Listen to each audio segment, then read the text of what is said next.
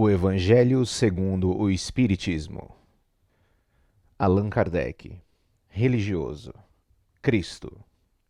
Jesus não veio destruir a lei, isto é, a lei de Deus. Ele veio cumpri-la, ou seja, desenvolvê-la, dar-lhe seu sentido verdadeiro e apropriá-la ao grau de adiantamento dos homens. É por isso que encontramos nessa lei os princípios dos deveres para com Deus e para com o próximo, que constituem a base de sua doutrina. Quanto às leis de Moisés propriamente ditas, Jesus, ao contrário, modificou-as profundamente, tanto no conteúdo quanto na forma. Combateu constantemente os abusos das práticas exteriores e as falsas interpretações, e não lhes podia ter dado uma reforma mais radical do que reduzindo-as a estas palavras: amar a Deus sobre todas as coisas e ao próximo como a si mesmo.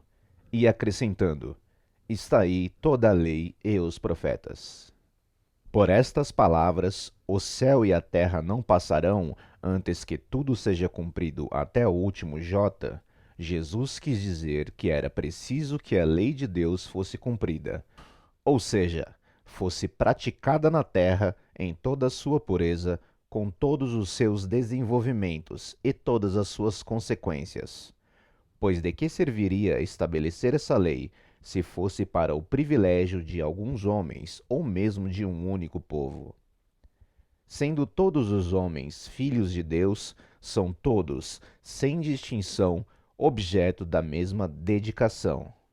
Mas o papel de Jesus não foi simplesmente o de um legislador moralista, apenas com a autoridade de sua palavra.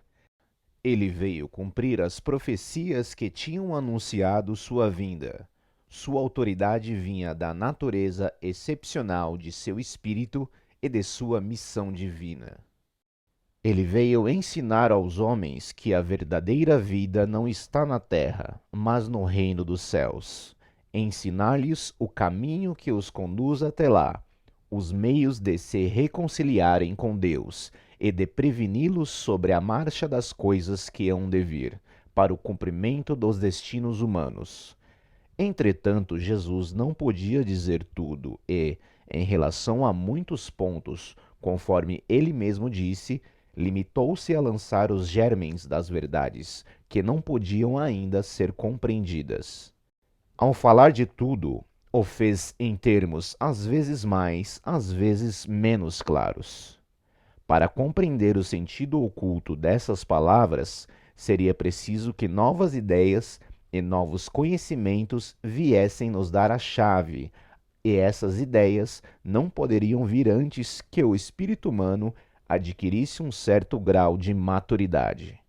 A ciência deveria contribuir decididamente para que essas ideias viessem à luz e se desenvolvessem. Seria, portanto, preciso dar à ciência o tempo de progredir.